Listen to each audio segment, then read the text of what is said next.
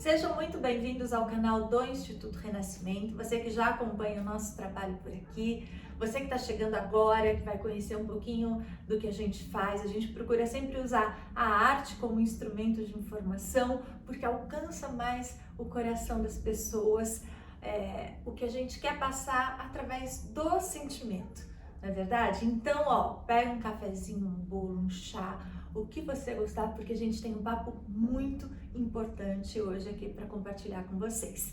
Aproveita, já se inscreve no canal, compartilha com todo mundo, aciona sininho, faz tudo que você já conhece aí para fazer e depois conta pra gente aqui o que você tem achado do nosso conteúdo.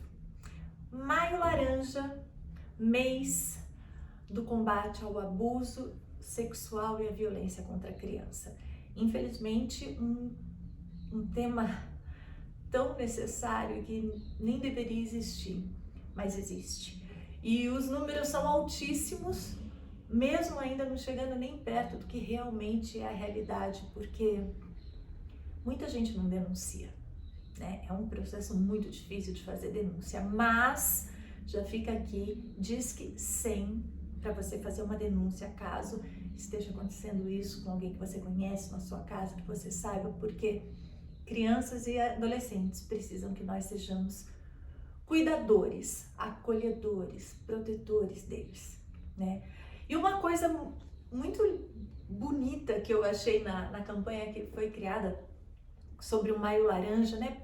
Porque a flor e tal, aí foi que assim, a flor remete à infância e a fragilidade que a flor tem remete à fragilidade da infância. Então, se precisamos cuidar de uma flor, imagina cuidar de uma criança.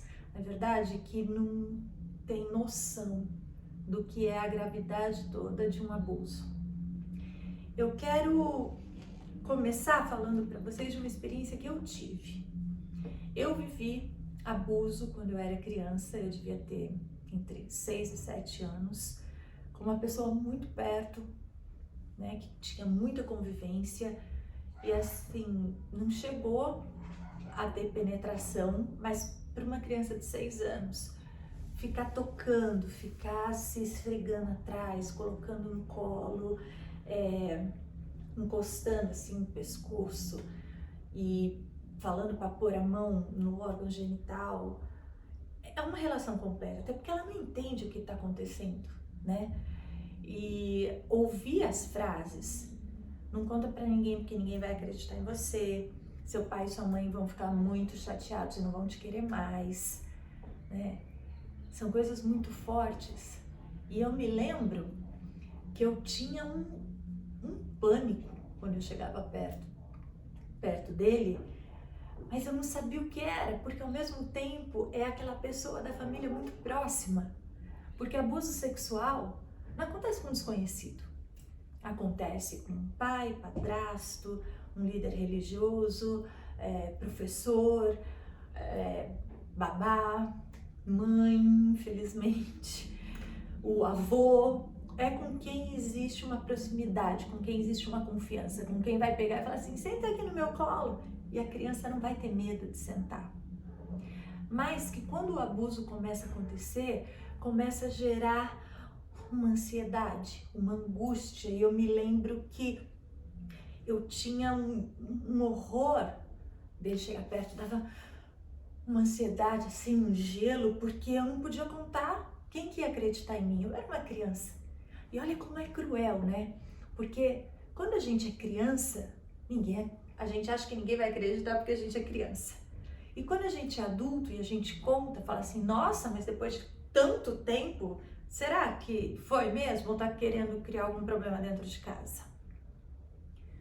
Por isso é tão difícil que a denúncia aconteça. A gente precisa prestar atenção nos sinais das nossas crianças, dos filhos, dos sobrinhos de quem convivem, para começar a perceber quando acontece uma mudança muito radical, assim. Então, de repente, a criança do nada começou a ficar muito birrenta, ou do nada voltou a fazer xixi na cama, ou do nada não quer mais ir na casa de alguém. Por que não quer mais ir na casa de alguém que gostava tanto? O que está acontecendo? Ou na hora de pré-escola, teimou que não quer ir mais, que não se sente bem, mas não é simplesmente porque, tô com preguicinha de pré-escola. Então, o que é que tem mudado no dia a dia da criança para a gente notar que alguma coisa está acontecendo, que alguma coisa precisa de um olhar mais focado, né?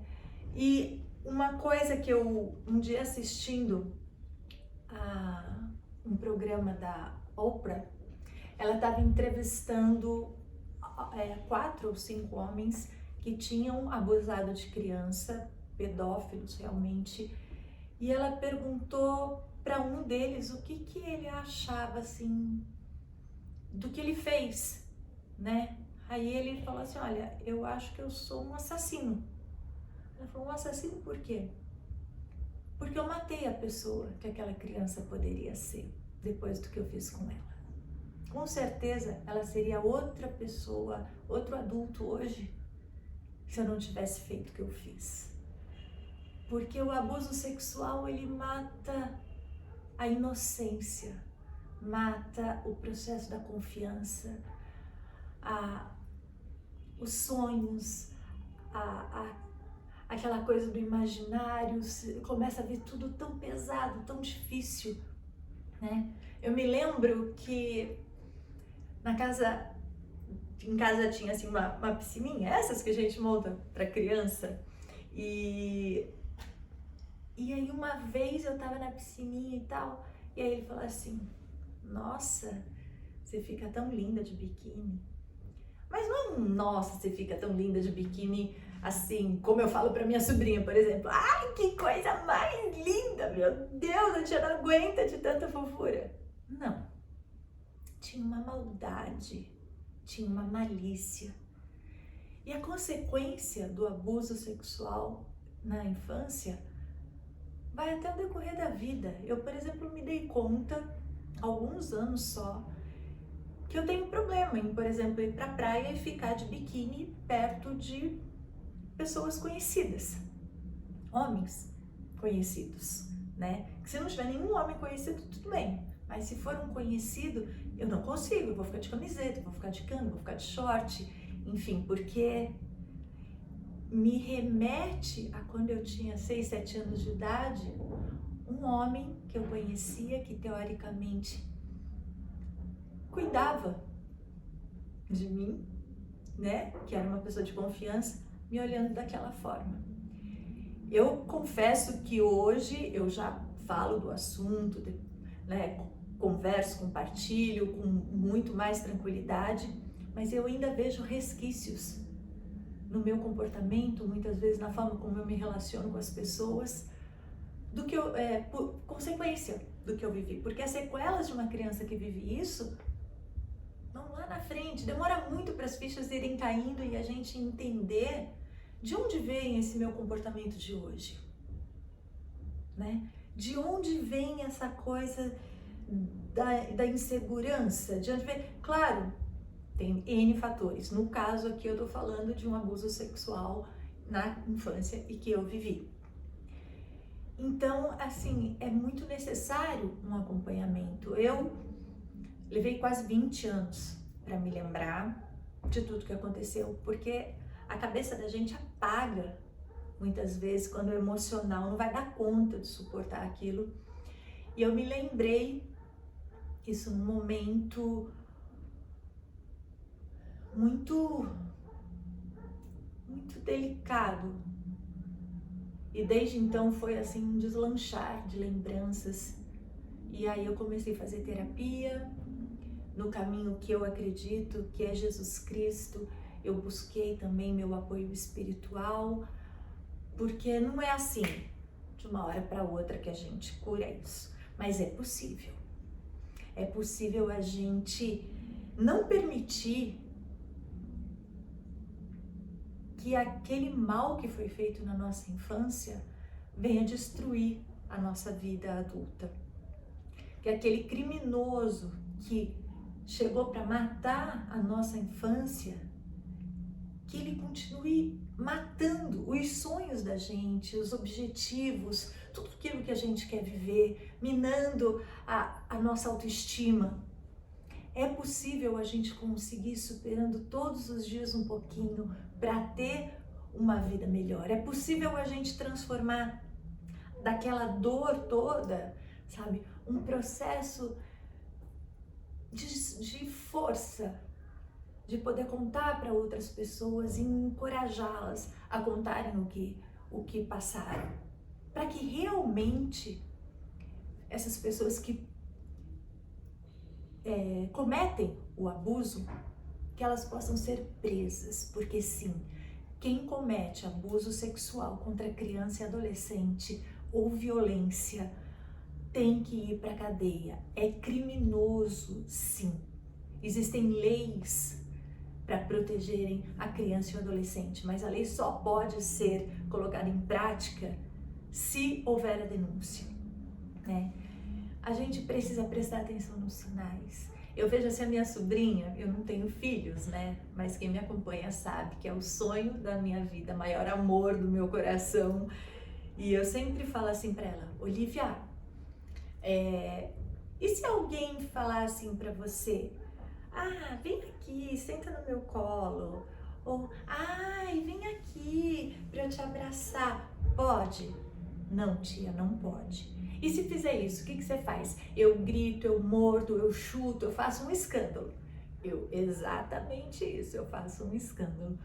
E aí, uma coisa que eu vi de uma psicóloga muito bacana que eu sigo no Instagram, e ela falou assim, a coisa do semáforo, né? Onde ensinar para a criança que pode deixar outras pessoas colocarem a mão, tipo assim, sinal verde, pode fazer carinho aqui no braço, né? Sinal amarelo, né? Já mais aqui, é um sinal amarelo. Sinal vermelho, de jeito nenhum, nem aqui, nem na parte íntima, nem na bundiquinha, nada. É um lugar guardadinho, só para criança, né? Olivia, e se alguém tentar passar a mão na sua bundica? Não pode, não pode. Quem que pode? Só a titia, a mamãe, a vovó, né? Porque a gente precisa mostrar os limites, precisa dar nome, sabe? Para eles entenderem o que é que acontece. Porque enquanto eles são crianças que absorvem tudo que a gente fala, a gente consegue colocar um pouquinho dessa proteção para que eles possam se autocuidarem um pouquinho. Como isso vai fazer diferença? E se eles entenderem e acreditarem que podem chegar na gente para contar o que aconteceu, encontrar no nosso abraço, encontrar na casa, encontrar um lugar onde eles vão dizer, olha, fizeram isso comigo. E a gente não vai olhar com aquele olhar, é mentira, né? A gente vai dar a atenção para que eles se sintam acolhidos. Isso vai fazer muita diferença. Porque é muito, muito, muito difícil. Ninguém quer acreditar quando, por exemplo, chega, meu Deus, como que meu irmão não é possível, meu tio não faria isso. A gente não quer acreditar que alguém que deveria estar cuidando fez uma barbaridade tão grande, cometeu um crime tão grande. O ser humano não é preparado para lidar com esse tipo de situação, de ver uma criança. Não, hoje em dia a gente vê bebês sofrendo abuso sexual, assim, a gente não tem capacidade emocional para aceitar que o irmão fez isso, o pai fez isso. Vira um horror, né? A gente não quer assumir. E aí é mais fácil achar que a criança está criando história. Mas não é. Então, no dia de hoje, pra gente enfatizar aqui o Maio Laranja, que a gente possa dar mais atenção aos sinais das crianças que estão próximas da gente, que a gente... Eu queria comentar também sobre a questão dos adolescentes, para lembrar que às vezes, mas já tem idade, já sabe o que está fazendo. Isso. E aí tem a posição aquela da gente marcar que a culpa é nunca da vítima. E de acreditar, não só quando é criança, mas quando também tem um pouco mais de idade, porque não é só porque é adolescente que necessariamente está sob o controle total do que sabe e das suas decisões. Exatamente. Aliás, isso que a Tati falou é muito importante também no sentido quando a gente fala dos meninos. Sim. Né? Não só do menino na infância como na adolescência, porque por causa de uma estrutura assim, de uma educação muito machista de como os meninos são criados, como os homens têm que crescer. Cara, assim, quando é menina, já é difícil chegar e contar, né, Tati? Imagina menino. Se o índice de meninas de denúncia já é tão grande, mesmo assim não é perto do que é, imagina de menino. A vergonha, né? Ou a maneira como deveria se portar, que deveria gostar disso. Sabe? Exatamente. Ah, estou fazendo com você, mas é porque você gosta. É muito cruel para o homem essa cultura machista que ele é criada também. Que ele é criado também. Sim, todos nós, né? Todos nós, né? E o adolescente, tem 13, 14 anos, é exatamente isso que a Tati falou. Ah, mas não sabia o que estava fazendo? Gente, pelo amor de Deus, não dá para dizer que uma criança de 13 anos, 14 anos, porque ainda é uma criança, está na adolescência, não é um adulto ainda, veio provocar. Assim, o cara tem que ser muito bandido, muito infeliz, muito desgraçado na vida para falar que uma criança que sentou no colo dele de short foi a criança que provocou ele fazer um crime desse. Então, a atenção a esses sinais, ouvir como é importante, como a gente que já é adulto se sente amado, se sente acolhido, se sente seguro quando tem alguém que escute a dor da gente e acredite na gente, né? Que eu posso dizer assim, por muito tempo, depois que eu descobri, eu me senti culpada, porque eu estava sempre perto, também não tinha como não estar perto, era uma pessoa da família, né? Porque eu não contei, mas como que eu ia contar? A culpa nunca é da vítima, tenha ela a idade que for. 5, 15, 25, 50, a vítima nunca é culpada, nunca vai ser culpada e nunca foi culpada. Então, você precisa, primeiro de tudo, saber que essa maldade que tentaram impregnar em você não te pertence, ela pertence ao criminoso. E você pode encontrar um caminho de ressignificar tudo isso, de transformar esse sentimento, sabe? De não minar a sua vida, os seus sonhos. Não é justo, foi aquilo que eu falei um pouquinho antes, a gente ter o resto da vida destruída porque uma pessoa tentou destruir a nossa infância. Ou muitas vezes destrói a infância completamente, né? Assim, são vários níveis do abuso, cada criança é uma criança, cada adolescente é um adolescente, mas a gente pode sim buscar ajuda, existe ajuda no sistema público de saúde, você pode procurar hospitais, muitas vezes instituições religiosas têm também um acompanhamento para ajudar nesse sentido, né? Nós aqui do Instituto Renascimento estamos à sua disposição, não temos os profissionais necessários para um tratamento, para um acompanhamento, mas nós estamos aqui para um primeiro abraço, para uma primeira palavra, para um primeiro acolhimento, para te dizer que você não está sozinho. Você, mãe, que descobriu agora que teu filho está passando por isso, procura, gente, procure ajuda, disca 100, sabe? Faça a denúncia, porque eu vou falar assim, eu acredito num Deus de amor, que vai ter uma medida transbordante de amor para consolar o coração, para confortar, para ajudar a olhar novos horizontes, para dar uma nova história com poesia na sua vida.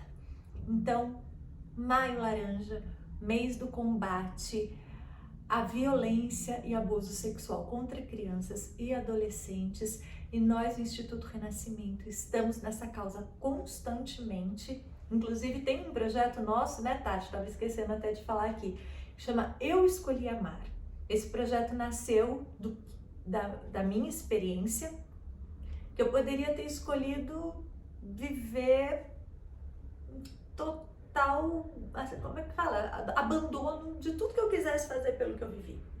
Mas eu escolhi amar, me amar primeiro, para poder amar também as pessoas que não tem nada a ver com isso. Quantas vezes esses traumas impedem que a gente ame e que a gente se permita ser amado, né? Então, estamos aqui, conte conosco. Esse mês aí, presta atenção em tudo que está sendo compartilhado, tem muita gente séria trabalhando nessa causa e, enfim, eu espero de coração que isso nunca aconteça na sua casa, na sua família, mas se acontecer, você não está sozinho. Deus te abençoe.